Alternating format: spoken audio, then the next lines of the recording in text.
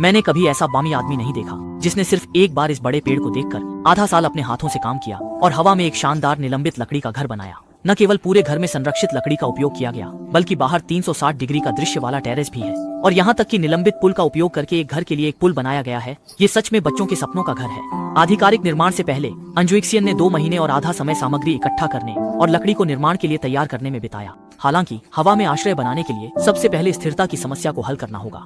अंजुइक्सियन के वर्षों के अनुभव के कारण हानजियान में विशेष रूप से इस प्रकार के बोल्ट का उपयोग करना बस झांग फेई के दांतों की सफाई जैसा आसान था। इसके बाद भाइयों ने एक सीढ़ी स्थापित की जिससे बोल्ट को ठीक करना आसान हो गया। पेड़ के घर की स्थिरता को ध्यान में रखते हुए भाइयों ने विशेष रूप से ढांचे को त्रिकोणीय आकार में स्थिर किया, क्योंकि 3 लोगों का प्यार भरोसेमंद नहीं होता, लेकिन त्रिकोणीय संरचना बहुत अधिक स्थिर होती है। जब सब कुछ जोड़ दिया गया तो चारों ओर के खंभे जो आधे दिन से चमक रहे थे अब काम में आने लगे। फर्श को ऊंचा लटकाकर घर को निलंबित संरचना में बदल दिया गया। ट्रस के बीच फिर लकड़ी की पट्टियों से फिक्स किया गया, जिससे भार सहन करने वाले लटके हुए बीम को जोड़ना आसान हो गया। जैसे ही छत का ढांचा भी लटके हुए बीम के साथ स्थापित किया गया, उन्होंने सभी लकड़ी के हिस्सों पर संरक्षित वार्निश लगाई।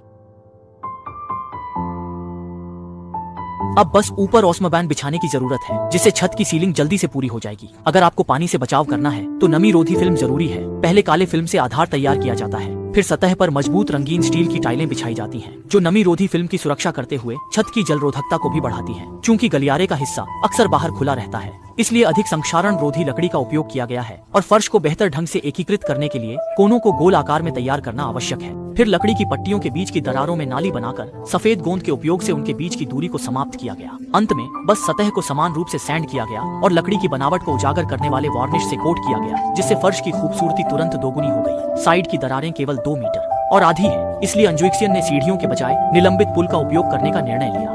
पारंपरिक सीधी सीढ़ियों की तुलना में यह तरीका न केवल अधिक सुरक्षित है, बल्कि घर के बाद के निर्माण के लिए भी सुविधाजनक है। हालांकि खुली टेरेस पर होने के कारण दोनों भाइयों को बहुत असुरक्षित महसूस हुआ, इसलिए उन्होंने तुरंत चारों ओर स्टील की रेलिंग लगाने का फैसला किया। निलंबित पुल को लोहे की चेन से सुरक्षित किया गया और मजबूत स्टील के तारों से सामग्री के परिवहन को सुरक्षित बनाया गया। इसके बाद फर्श के रंगों का उपयोग करके कमरों और गलियारों के ढांचे को अलग किया गया और निर्माण करते समय खिड़की के फ्रेम की जगह छोड़ी गई। शौकी फिर खिड़कियों को स्थापित किया गया। मुख्य दरवाजे के लिए पूरी तरह से दृश्य वाली फर्श से लेकर खिड़की का निर्माण किया गया, जिससे वे बिना घर से बाहर निकले झील और पहाड़ों का दृश्य देख सके। खिड़कियां स्थापित करने के बाद बाकी के ढांचे को भरने का काम जारी रखा जा सकता है। पहले एक सील करने वाली पतली फिल्म लगाई जाती है, ये सुनिश्चित करने के लिए कि पुस्तकालय नमी का केंद्र न बन जाए। फिर बाहरी हिस्से को संरक्षित लकड़ी की पट्टियों से चारों ओर सील किया जाता है और किनारों और कोनों पर यदि कोई जगह नहीं मिलती है तो मजबूत स्कैफोल्डिंग बनाने के लिए लकड़ी का उपयोग किया जाता है।